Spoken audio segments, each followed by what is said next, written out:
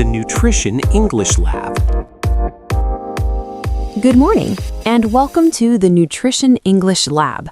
I'm Mei-Lin Chen, a clinical dietitian, and today you are going to sit with me right here in this chair through a real nutrition appointment. In this episode, we'll explore key clinical English phrases used by nutritionists and dietitians during a patient appointment. The goal of this episode is to give you practical tools and show you what is said in English in a real consultation. You will also learn what questions a patient may ask throughout the appointment. Here's how this episode works. I'll run through a complete appointment, greeting, history taking, dietary assessment, goal setting, and closing. But every few minutes, I'll pause, step out of the appointment, and talk directly to you. I'll explain the phrases I just used, why I used them, how to pronounce them, and what you could say if you got them slightly wrong. Is that okay? Are you ready? So let's start. By the end, you will have heard over 40 clinical English phrases in real context in a real conversation. Let's begin. Good morning. Come on in. I'm Dr. Chen. Please have a seat. How are you doing today? I'm okay, thank you. A bit nervous, actually. I've never seen a dietitian before. That's completely understandable, and I really appreciate you coming in. There's nothing to worry about. Today is just a conversation. Awesome. Okay, and please stop me at any point if something I say isn't clear. I want to make sure we're on the same page throughout. 3 key phrases in those first 30 seconds. Let's unpack each one. Now let's look at a few simple but powerful phrases you can use at the very beginning of a clinical interaction. First, come on in, have a seat. This is warm and informal, and it instantly helps reduce anxiety. It sounds much more natural than please enter and be seated. The phrase come on in shows that you are approachable and human rather than overly clinical or distant. Another very effective phrase is there's nothing to worry about. Today is just a conversation. This helps reframe the appointment as collaborative rather than judgmental. Many patients expect to be criticized, especially about their diet, and this one sentence can completely change the tone of the interaction. Finally, I want to make sure we're on the same page. The expression on the same page is a common English idiom, meaning that both people understand things in the same way. It also shows the patient that their understanding is just as important as your explanation, which is essential for effective clinical communication. So, what brings you in today? Well, my physician referred me. She said my blood sugar is on the high side and I need to sort out my diet. I've been trying to be good, but I don't really know where to start. I hear you, and not knowing where to start is exactly why you're here, so you're already doing the right thing. Can you tell me a little bit more about what your physician said? Did she mention any specific numbers, like your fasting glucose or your glycated hemoglobin? She said my glycated hemoglobin was 6.4. I don't really know what that means. That's a really common question, and I'll explain it in a moment. First, how long have you known about this? Was this a recent blood test? About 3 weeks ago. Okay, good. And how have you been feeling generally? Any symptoms, tiredness, increased thirst, that sort of thing? A bit tired and thirsty, yes. And I have been drinking more water than usual. That's useful to know. Thank you for mentioning that. Notice the pattern. I asked open questions. Questions that can't be answered with just yes or no. What brings you in today? Not, are you here about your blood sugar? Open questions give the patient control and give you far more information. And notice I responded to, I've been trying to be good, without reinforcing that language. In clinical English, we gently redirect food guilt. Now let's look at some useful opening questions in clinical English and how they help you communicate more effectively with patients. First, what brings you in today? This is a neutral and open question, and it's much more appropriate than asking, what is your problem, which can sound too direct. You can also say, can you tell me a little bit more about... The phrase a little bit more softens the request and reduces pressure for the patient. Next, How long have you known about this? This is an open, time-related question that gives you context without making assumptions. A more general question is, how have you been feeling generally? This invites the patient to share information in a broader and more holistic way. You might also ask, any symptoms, tiredness, increased thirst, that sort of thing. The phrase, that sort of thing, makes the list sound more natural and conversational. And finally, it's important to respond appropriately. For example, you can say, that's useful to know. Thank you for mentioning that. This validates what the patient has shared and helps build rapport and trust. Right. I'd like to get a picture of what your typical eating looks like. Let's start with yesterday. Can you walk me through everything you ate and drank from the moment you woke up? Okay, I had coffee with milk and 2 sugars in the morning. No breakfast. I'm usually too rushed. That's fine. No judgment there. And mid-morning. A biscuit or 2 from the tin at work. Maybe 3. All right. And lunch? A meal deal. Usually a sandwich, crisps, and a Diet Coke. And in the afternoon? Sometimes a chocolate bar if I'm tired. And another coffee. And dinner last night? Pasta with a jar of sauce. And some garlic bread. And I had a small glass of wine. How many days a week would you say that's a fairly typical dinner? 3 or 4, maybe. And do you have anything before bed usually? Sometimes a biscuit or a bit of chocolate. Thank you. That gives me a really clear picture. I'm not hearing anything alarming. What I'm hearing is a pattern, and patterns are very easy to work with. The 24-hour recall, the most common dietary assessment tool in clinical nutrition, runs entirely on a specific set of English phrases. The language of the recall shapes how freely the patient responds. Every phrase I use is designed to reduce shame and keep the patient talking honestly. Now, let's look at some useful phrases for taking a dietary history, especially using a 24-hour recall. You might begin by saying, I'd like to get a picture of what your typical eating looks like.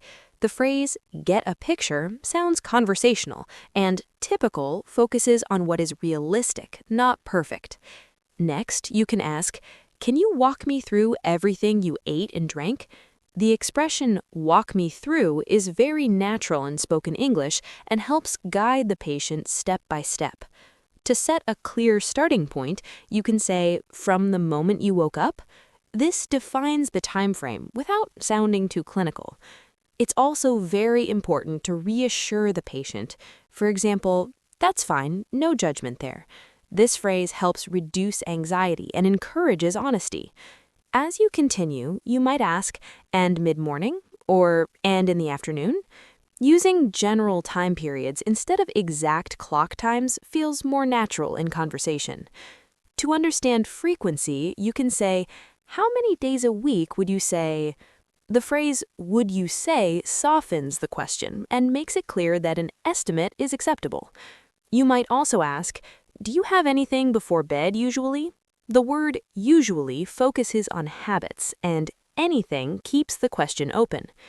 Once the patient has finished, it's helpful to respond with something like, that gives me a really clear picture.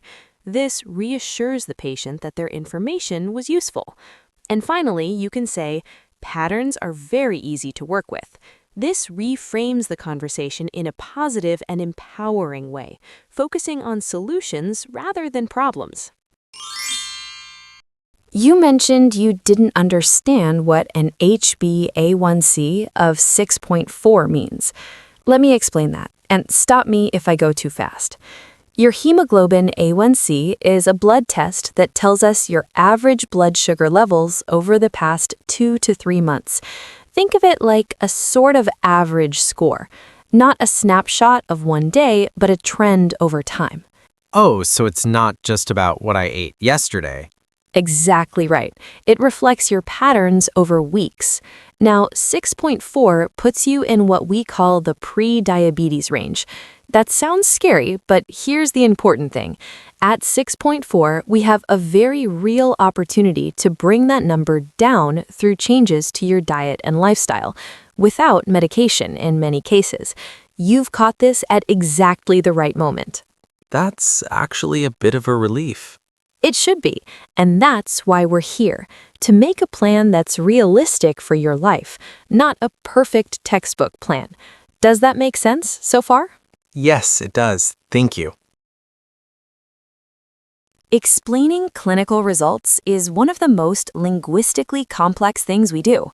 You need medical accuracy and everyday language at exactly the same moment. 3 structures I always use: signal an analogy before you give it, acknowledge the emotion before the reassurance, and end with a comprehension check. Now let's look at some key phrases you can use when explaining clinical information to patients in a clear and supportive way. You might begin by saying, "Let me explain that, and stop me if I go too fast." This invites the patient to control the pace and makes the explanation more interactive. Another useful phrase is, "Think of it like..." This signals that you're about to use an analogy, which helps patients understand more complex ideas. For example, you could say, "Think of it like a sort of average score." This is a simple and effective way to explain abstract numbers. If the topic is sensitive, you might say, "That sounds scary, but here's the important thing." This acknowledges the patient's emotions before offering reassurance. It's also helpful to use action-focused language, such as, "We have a very real opportunity to bring that number down." This shows the patient that change is possible. You can also reframe the situation positively by saying, "You've caught this at exactly the right moment." This turns a diagnosis into an opportunity. In some cases, you might add, "without medication" in many cases. This gives hope while still being realistic. To connect medical information to daily life, you can say, "What this means in practice is..." This helps translate clinical language into something more understandable. It's important to check understanding along the way. For example, "Does that make sense so far?" is a simple but very effective question. And finally, you can emphasize individualization by saying, "A plan that's realistic for your life, not a perfect textbook plan." This reassures the patient that the approach will be tailored to their needs. Well, the main things I'd like us to focus on are, firstly, breakfast. Skipping it means your blood sugar is already low by mid-morning, which is exactly why you reach for the biscuits. Not because you have no willpower, but because your body is physically asking for quick energy. Make sense? Actually, yes, I never thought about it that way. Secondly, the sugar in your coffee. 2 sugars twice a day, that's actually a gentle, easy place to start. We don't have to cut it out completely. Could you try just 1 sugar for the next 2 weeks and see how it feels? I think I could try that. That's all I'm asking. Try. Not perfect, just try. And third, the evening meal. Pasta is absolutely fine, but the portion size and the balance matter. Have you heard of the Diabetes UK plate method? No, I don't think so. I'll give you a card today. It's the simplest tool, and it works. Goal-setting language is where clinical English and patient psychology meet. The words you choose here determine whether a patient leaves motivated or overwhelmed. 3 rules. Ask permission before sharing your observations. Give a biological explanation instead of a moral one, and give explicit permission to be imperfect. Now let's look at some useful phrases for goal setting and behavior change in clinical conversations. Then you might say, "The main things I'd like us to focus on are..." Using "us" creates a sense of shared responsibility and collaboration. It's also important to avoid blame. For example, you can say, "Not because you have no willpower, because your body is asking for energy." This reframes the situation in a more supportive and scientific way. To keep the conversation flowing, you can use a quick check like, "Make sense?" It's informal but very effective. When suggesting changes, try, "Could you try and see how it feels?" The word "try" lowers pressure and makes the change feel manageable. You can also reassure the patient by saying, "We don't have to cut it out completely." This reduces fear and resistance. A powerful phrase to remember is, "Not perfect, just try." This gives patients permission to be imperfect, which often increases adherence. It's also helpful to shift the focus by saying, the portion size and the balance matter. This moves away from the idea of good and bad foods. And finally, you can close with something clear and confident, like, it's the simplest tool and it works. This gives the patient something practical and achievable to take away. Before we finish, do you have any questions for me? Anything we covered today that you'd like me to go over again? I think I'm okay. It's a lot to take in, but actually, it doesn't feel as scary as I thought. That is exactly what I love to hear. And I want you to know you don't have to get this right immediately. Small steps consistently are genuinely more effective than big changes you can't maintain. That's not a cliche. That's what the research shows. That's really reassuring. Thank you. My pleasure. So here's what we've agreed today.